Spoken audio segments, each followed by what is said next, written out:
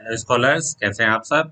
आज की वीडियो में हम आपके क्लास 8 ज्योग्राफी के chapter 2 land soil water natural vegetation and wild life resources इसकी एक्सरसाइजेज हैं, इसको कंप्लीट करेंगे। तो चलिए शुरू करते हैं। देखिए, फर्स्ट क्वेश्चन में 1 से लेके 5 तक डिफरेंट डिफरेंट क्वेश्चन है, एक एक करके सॉल्व करेंगे। फर्स्ट का फर्स्ट क्या है, which are the two main climate factors responsible for soil formation. Soil formation जो है, जो सॉइल फॉर्म होती है, मिट्टी बनती है, उसके लिए नेचुरल क्लाइमेट्स भी एक फैक्टर है। उसके दो मेन ऐसे कौन से फैक्टर हैं जो सॉइल फॉर्मेशन के लिए रिस्पॉन्सिबल हैं। Two main climate factors responsible for soil formation are rainfall and temperature. देखिए, रेनफॉल और टेम्परेचर दो ऐसे क्लाइमेट के मेन फैक्टर्स हैं जो कि सॉइल फॉर्मेशन के लिए की रोल फैक्टर अदा करते हैं। जैसे यहाँ पर हमारे सॉइल फॉर्मेशन के लिए क्लाइमेट है रिस्पॉन्सिबल, टाइम है, फ्लोरा फाउना है, रिलीफ है एंड पेरेंट रॉक्स हैं। तो इसमें से अगर हम क्लाइमेट की बात करें तो क्लाइमेट में टेम्परेचर और रेनफॉल, ये आपके की फैक्टर्स हैं सॉइल फॉर्मेशन के लिए।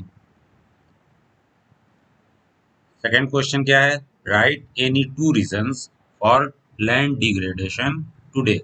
लैंड डिग्रेड हो रही है आज की डेट में, इसके पीछे क्या क्या रीजंस हैं, उनमें से कोई दो रीजंस आपको यहाँ लिखने हैं। रीजंस बहुत सारे हैं।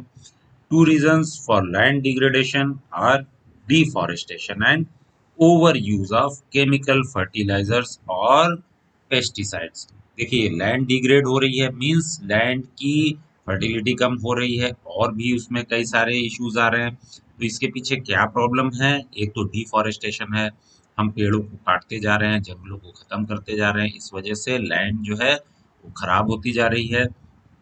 और जो हमारी एग्रीकल्चर की लैंड है उसमें हम केमिकल फर्टिलाइजर्स और पेस्टिसाइड्स का बहुत ही ज्यादा इस्तेमाल कर रहे हैं, इससे भी हमारा सॉइल खराब हो रही है और लैंड डिग्रेड हो रही है। ओके, इसके अलावा फ्लडिंग हो जा रही है और हम ओवर कंस्ट्रक्शन कर रहे हैं, पॉपुलेशन बढ़ रही है, ये सारे भी डिग्रेडेशन के रीजंस हैं। Third, why is land considered an important resource. देखिए, रिसोर्स क्या है, रिसोर्स वो सारी चीजें हैं जो हमारे लिए वैल्यूएबल हैं और जिनको हम यूटिलाइज कर रहे हैं, जिनकी कुछ ना कुछ यूटिलाइजेशन है। तो लैंड एक इम्पोर्टेंट रिसोर्स है हमारे लिए। क्यों? Land is among the most important natural resource. सबसे पहले तो लैंड क्या है, लैंड एक नेचुरल रिसोर्स है, हमने नहीं बनाया लैंड को, ये नेचर ने हमको दिया है। तो आपको याद रखना है, लैंड क्या है, एक नेचुरल रिसोर्स है और बहुत ही इंपॉर्टेंट नेचुरल रिसोर्स है। क्यों? The land is used for different purposes such as agriculture, forestry, mining, building houses, roads and setting up of the industries. आज की डेट में आप जहाँ बैठे भी हैं वो भी लैंड के ऊपर आपकी बिल्डिंग बनी हुई है, आपका घर है, स्कूल है, कॉलेज है। तो लैंड के तो इतने सारे यूज हैं कि बिना लैंड के कुछ हो ही नहीं सकता है। आप लैंड में ही एग्रीकल्चर करते हैं, आप अपने अनाज उगाते हैं, फॉरेस्ट्री है, माइनिंग करते हैं, बिल्डिंग्स बनाते हैं, रोड्स बनाते हैं, इंडस्ट्रीज बनाते हैं। लैंड के डिफरेंट डिफरेंट बहुत सारे यूजेस हैं। Okay, so land is an important natural resource. Fourth, name any two steps that government has taken to conserve plants and animals. आज की डेट में प्लांट्स और एनिमल्स क्या है, आप जानते हैं कि फॉरेस्ट को लोग काट काट के उसकी लकड़ी, पेड़ों की लकड़ी यूज कर ले रहे हैं और एनिमल हंटिंग भी बहुत ज्यादा होती है। तो गवर्नमेंट कौन कौन से स्टेप्स ले रही है इनको बचाने के लिए? तो बहुत सारे स्टेप्स हैं, इनमें से आपके कोई दो स्टेप्स लिखने हैं। The government is taking many steps to conserve plants and animals. Samar, government has made many rules and laws to stop hunting wild animals and cutting the forest. देखिए, गवर्नमेंट ने बहुत सारे रूल्स बनाए हैं और कानून बना रहा है, लॉज बना रहे हैं, जिसमें क्या है कि आप किसी भी वाइल्ड एनिमल्स को या एनिमल्स को हंट नहीं कर सकते हैं।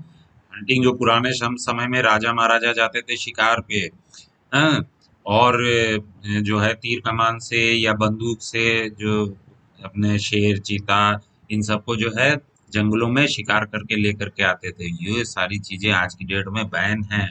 अगर कोई शिकार करते हुए पकड़ा गया तो उसको जेल हो सकती है। तो इस तरीके के रूल्स बनाए गए ताकि एनिमल्स की हंटिंग रुके। फॉरेस्ट में से पेड़ आप नहीं काट सकते हैं, ओके, इसके लिए भी रूल्स हैं। अगर आपने काटा तो आप जेल चले जाएंगे। इस तरीके से गवर्नमेंट कर रही है। इसके अलावा गवर्नमेंट क्या कर रही है, national parks, wild life sanctuaries, biospheres reserves are made to protect our natural vegetation and wild life. जो जंगल के एरिया हैं जहाँ बड़े बड़े जंगल्स हैं उनको नेचुरल पार्क्स में, सॉरी, नेशनल पार्क्स में, वाइल्ड लाइफ सेंचुरीज में कन्वर्ट कर रही मीन्स उस एरिया को डिफाइन कर रही है कि ये एरिया हमारा नेशनल पार्क है। अब इस नेशनल पार्क में ह्यूमंस का इंटरफेरेंस नहीं रहेगा, कोई अंदर जा नहीं सकता है ऐसे, और सारी वाइल्ड लाइफ को वहाँ फ्रीली घूमने के लिए रहता है। वहाँ पर उनको कोई परेशानी ना हो, कोई हंटिंग ना करे उनकी, इसलिए रहता है। नेशनल पार्क्स की सिक्योरिटीज रहती हैं। अगर कोई उसके अंदर हंटिंग करता हुआ या पेड़ काटता हुआ पकड़ा गया तो उसको जेल हो सकती है। और इसके अलावा टूरिस्ट लोगों के लिए नेशनल पार्क में जाने के लिए कुछ पर्टिकुलर प्लेसेस बनाए जाते हैं जो कि टूरिस्ट वहां तक जा सकते हैं और नेशनल पार्क के एनिमल्स को देख सकते हैं। इस तरीके से हम नेचुरल वेजिटेशन और वाइल्ड लाइफ जो हैं उनकी हम कंजर्वेशन करते हैं। Okay, question number 5, suggest 3 ways to conserve water. Water को कंजर्व करना है, इसके 3 वेज बताइए। बहुत सारे वाटर को कंजर्व करने के वेज आपको पता है, कुछ केवल 3 लिखने हैं, आप अपने मन से कुछ भी लिखिए। यहाँ पर मैं सजेस्ट कर देता हूँ। 3 ways to conserve water are, first, we can harvest the rainwater and use it for our daily use as well as groundwater recharge। Rain water harvesting आपने पढ़ा हुआ है ऑलरेडी, क्लास 6, 7 हर क्लास में पढ़ते चले आ रहे हैं। क्या होता है कि जो बारिश का पानी है उसको हम क्या करते हैं, कलेक्ट करते हैं। कई मेथड हैं रेन वाटर हार्वेस्टिंग के, उसमें से एक मेथड है कि आप एक बड़ा सा टैंक नीचे बना सकते हैं। सारा जो रेन वाटर आ रहा है आपके छत में उसको पाइप्स के थ्रू ले करके और बीच में उसमें फिल्टर करके, ताकि उसमें मिट्टी और जो कुछ गंदगी आ गई वो फिल्टर हो जाए, और वापस उसके बाद में आप उसको टैंक में कलेक्ट कर सकते हैं और आप उसको बाद में यूज कर सकते हैं। दूसरा मेथड ये होता है कि पिट खोदी जाती है, गड्ढे खोदे जाते हैं और उसमें पानी को ऐसे भरा जाता है कि वो पानी धीरे धीरे सीप होकर के ग्राउंड वाटर में चला जाता है, जिससे ग्राउंड वाटर रिचार्ज होता है। तो रेन वाटर हार्वेस्टिंग एक वाटर को कंजर्व करने का जो मोस्ट अप्रोप्रिएट मेथड है वो है। सेकंड क्या है, ड्रिप इरिगेशन। यहाँ पर मैं मोस्ट इंपॉर्टेंट जो होते हैं, जो सबसे अच्छे मेथड है उन्हीं को बता रहा हूँ। Drip irrigation method can be used in agricultural to reduce the use of water. Agriculture में जो आप खेतों में जब फसल उगाते हैं तो आप क्या करते हैं, सिंचाई के लिए पानी देते हैं। पानी कैसे देते हैं, आपने ट्यूबवेल से या नहर से एक पतली सी नाली काटी और पूरे खेत में पानी भर दिया। इससे क्या होता है, जितना वाटर उसको चाहिए प्लांट को या आपकी फसल को, उससे बहुत ज्यादा पानी यूज होता है। और आप ड्रिप इरिगेशन के थ्रू क्या करते हैं कि पूरे उसमें खेत में डिफरेंट डिफरेंट लोकेशंस पे पूरे पाइप फैला देते हैं और पतली पतली पाइप जो हैं वो सीधे प्लांट्स की रूट के पास छोड़ते हैं, और वहां पर जब आप पानी भेजते हैं तो सीधे प्लांट्स की रूट के पास पानी पहुंचता है और पानी का वेस्टेज कम होता है। यूज पानी का जो हम यूज है वो बहुत ज्यादा रिड्यूस हो जाता है। तीसरा क्या है, we should change our habits of wasting water in daily use such as keeping the tap open while brushing the teeth। सबसे मोस्ट इम्पॉर्टेंट ये पॉइंट है, क्यों, क्योंकि ये हमारी हैबिट से रिलेटेड चीजें। हमारी हैबिट में ये होना चाहिए कि हमें वाटर को कंजर्व करना है, वेस्ट नहीं करना है। इसमें एक मैंने केवल एक एग्जांपल दिया है। आप जब सुबह ब्रश करने के लिए खड़े होते हैं क्या करते हैं, टैप ओपन किया, ब्रश करना शुरू कर दिया और टैप ओपन पड़ा हुआ है, टैप बंद ही नहीं किया। सोचिए आप जितनी देर ब्रश कर रहे हैं उतनी देर में कितना वाटर वेस्ट हो गया। तो अगर हम अपने अंदर हैबिट्स डेवलप करेंगे वाटर वेस्ट करने को नहीं करने की, तो हम बहुत सारा वाटर कंजर्व कर सकते हैं। सेकंड क्वेश्चन क्या है, टेक द करेक्ट आंसर्स। कुछ ऑप्शंस आएंगे। पहला क्या है, which one of the following is not a factor of soil formation. कुछ ऑप्शन है। पहला क्या है, time, second soil texture, and third organic matter, इनमें से कौन सा ऐसा फैक्टर है जो सॉइल फॉर्मेशन के लिए रिस्पॉन्सिबल नहीं है, सॉइल फॉर्मेशन का फैक्टर नहीं है? That is soil texture. Soil texture depend करता है कि उसकी लोकेशन क्या है, जहां पर की सॉइल है, जो लैंड है, ओके, वहां के ऑर्गेनिक मैटर्स क्या हैं। सॉइल के फॉर्मेशन में टाइम और ऑर्गेनिक मैटर डिपेंड करते हैं। ओके, देखिए यहाँ पर ये टाइम हो गया, और ऑर्गेनिक मैटर्स डिपेंड करते हैं जो आपका ये हमस वगैरह क्रिएट होता है, ये सब ऑर्गेनिक मैटर्स हैं। ओके, ये माइक्रो ऑर्गेनिज्म, फ्लोरा, फाउना, ये सब ऑर्गेनिक मैटर क्रिएट करते हैं। तो सॉइल फॉर्मेशन के लिए टाइम और ऑर्गेनिक मैटर एक फैक्टर है, सॉइल टेक्सचर फैक्टर नहीं है।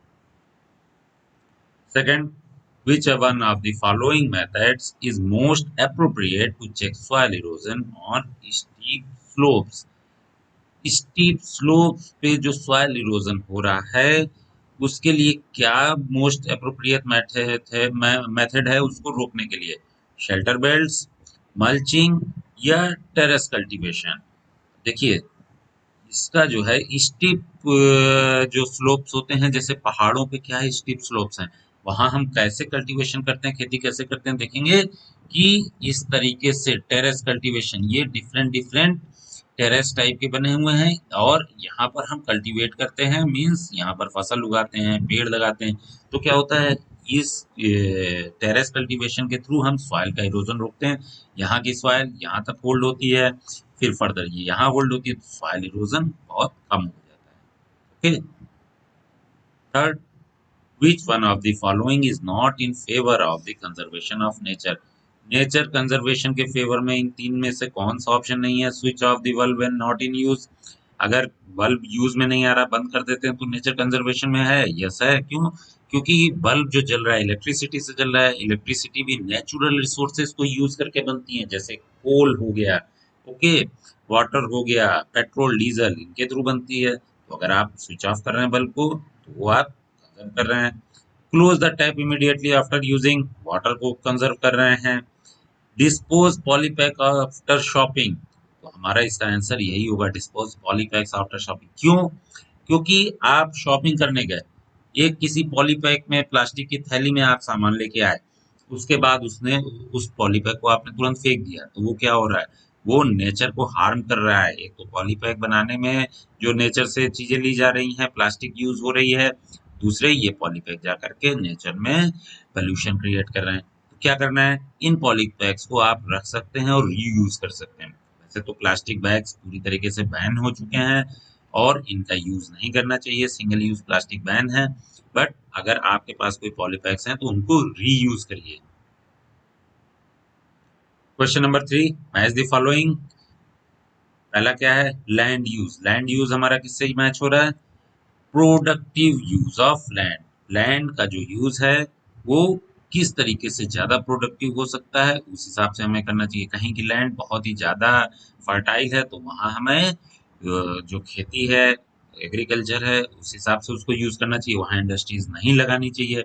जहाँ की लैंड फर्टाइल नहीं है, वहां इंडस्ट्रीज लगाइए। ओके, हमस, हमस किससे मैच होगा? Organic matters deposited on top.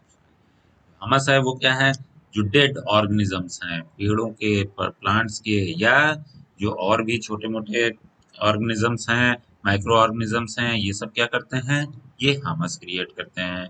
Okay, rock dams.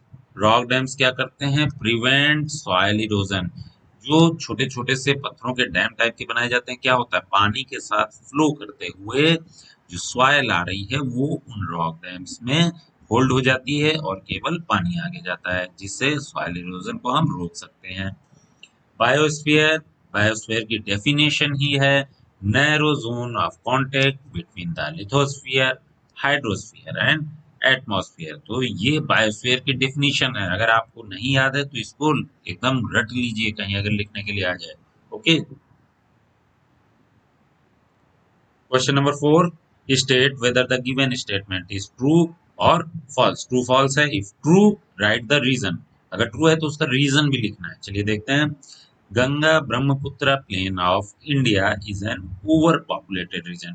जो गंगा ब्रह्मपुत्र के प्लेन एरिया है, मीन्स ये जो नदियां हैं हमारी, इसके आसपास का जो एरिया होता है वो प्लेन एरिया रिवर वैली कहलाता है, ये ओवर पॉपुलेटेड है। यहाँ देखेंगे तो बहुत पॉपुलेशन है, जितने सिटी हैं गांव हैं बहुत ही ज्यादा पॉपुलेशन है, ज्यादा डेंस पॉपुलेशन है। ये ट्रू है या फॉल्स है? That is true. क्यों? रीजन क्या है? Plains and river valleys offer suitable land for agriculture. क्या होता है? प्लेन्स और रिवर वैलीज जो हैं वो एग्रीकल्चर के लिए अच्छी लैंड देती हैं। उसके अलावा प्लेन्स में आपको बिल्डिंग कंस्ट्रक्शन, रोड कंस्ट्रक्शन ये सब इजी होता है। इस वजह से hence these are densely populated areas of the world. हम केवल गंगा ब्रह्मपुत्र प्लेन की बात नहीं कर रहे हैं, ऑल ओवर वर्ल्ड जहाँ भी रिवर वैलीज हैं, प्लेन एरियाज हैं, वहाँ पॉपुलेशन ज्यादा होती है, डेंस पॉपुलेटेड होते हैं। Second, water availability per person in India is declining. जो हमारे इंडिया के अंदर पर पर्सन अगर वाटर अवेलेबिलिटी देखी जाए, वाटर अवेलेबिलिटी मीन्स जो फ्रेश वाटर है जो हम यूज कर रहे हैं, समुद्र का पानी नहीं, वो तो हमारे यूज का नहीं है, तो पर पर्सन डिक्लाइन हो रही है। इसके पीछे क्या रीजन है? पहले तो ये स्टेटमेंट ट्रू है। अब रीजन क्या है? Fresh water for use by human is limited. देखिए वाटर तो लिमिटेड है, ओके, जो हमारा ग्राउंड वाटर है, रिवर में है, झील में है, लेक्स में है, वो सब फ्रेश वाटर है। अब due to the increasing population and rising demand of food, water availability per person in India is declining. सबसे पहले तो पॉपुलेशन बढ़ रही है। जब नंबर आपके घर में अगर 5 लोग हैं और सपोज एक कैलकुलेशन ही देख लीजिए, 10 लीटर पानी है, 5 लोग हैं, तो पर पर्सन कितना वाटर आपको मिल रहा है? 2 लीटर्स। अब वाटर 10 लीटर ही है लेकिन नंबर ऑफ पर्सन 10 हो गए, तब पर पर्सन कितना हो गया? 1 लीटर ही बचा ना। तो पर पर्सन अवेलेबिलिटी आपकी डिक्लाइन हो गई, कम हो गई। तो सबसे पहला रीजन तो पॉपुलेशन है, बढ़ रही है। पॉपुलेशन बढ़ने के कारण फूड की डिमांड बढ़ रही है, एग्रीकल्चर में जो है पानी ज्यादा यूज हो रहा है, इंडस्ट्रीज ज्यादा लग रही हैं, तो इन सब की वजह से water availability per person in India is declining. Third, rows of trees planted in the coastal areas to check the wind movement is called intercropping. Coastal areas में पेड़ों की एक रो टाइप की लगा दी जाती है, लाइन से पेड़ लगा दिए जाते हैं, तो विंड मूवमेंट भी उससे पता चलता है, तो ये इंटरक्रॉपिंग कहलाता है। दैट इज फॉल्स, ये इंटरक्रॉपिंग नहीं कहलाता। देखिए रीजन, अब ये फॉल्स में नहीं भी लिखना, फिर भी आपको पता होना चाहिए रीजन क्या है।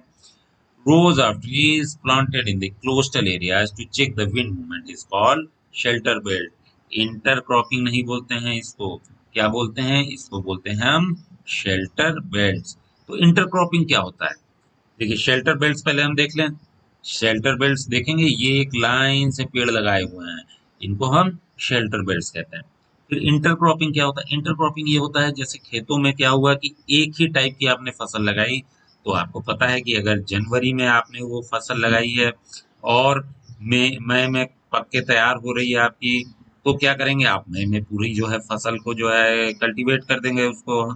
अब क्या होगा कि वो आपकी जो लैंड है वो बैरन हो गई, मीन्स वो खाली हो गई पूरी लैंड। तो इंटरक्रॉपिंग में हम क्या करते हैं? डिफरेंट डिफरेंट रोज में डिफरेंट डिफरेंट क्रॉप लगाते हैं, मीन्स एक रो में एक क्रॉप लगाई, फिर दूसरी रो में दूसरी, फिर तीसरी रो में पहली वाली, तो और वो डिफरेंट डिफरेंट टाइम की होती है। एक फसल अगर पक के तैयार हो गई, उसको आप हार्वेस्ट कर रहे हैं, तो तब तक दूसरी फसल उस लैंड में लगी हुई है, जो कि आपके उस लैंड की सॉइल को इरोड होने से बचाती है। ओके, फोर्थ क्वेश्चन क्या है? Human interference and changes of climate can maintain the ecosystem. जो हमारा इंटरफेरेंस है और क्लाइमेट चेंज हो रहा है, ये इकोसिस्टम को मेंटेन करता है। क्या लगता है आपको? That is also false. जितना ज्यादा ह्यूमन इंटरफेरेंस हो रहा है उतना ज्यादा इकोसिस्टम डिस्टर्ब हो रहा है। Human interference and changes of climate can destroy the ecosystem. Ecosystem को वो खराब कर रहा है। क्यों हम इंटरफेयर कर रहे हैं चीजों में? ओके, पेड़ काट दे रहे हैं, जंगली जानवरों का शिकार कर रहे हैं, ये सब इकोसिस्टम को जो है वो डिस्टर्ब कर रहे हैं, डिस्ट्रॉय कर रहे हैं। ओके, तो ये इस चैप्टर का लास्ट क्वेश्चन था। इस चैप्टर की एक्सरसाइज हमने कंप्लीट कर ली और ऑलमोस्ट इस चैप्टर के सारी रीडिंग भी हमने मान के चलिए इस एक्सरसाइज के थ्रू ही कवर कर ली है। तो अब मिलेंगे नेक्स्ट वीडियो में। Till then, bye.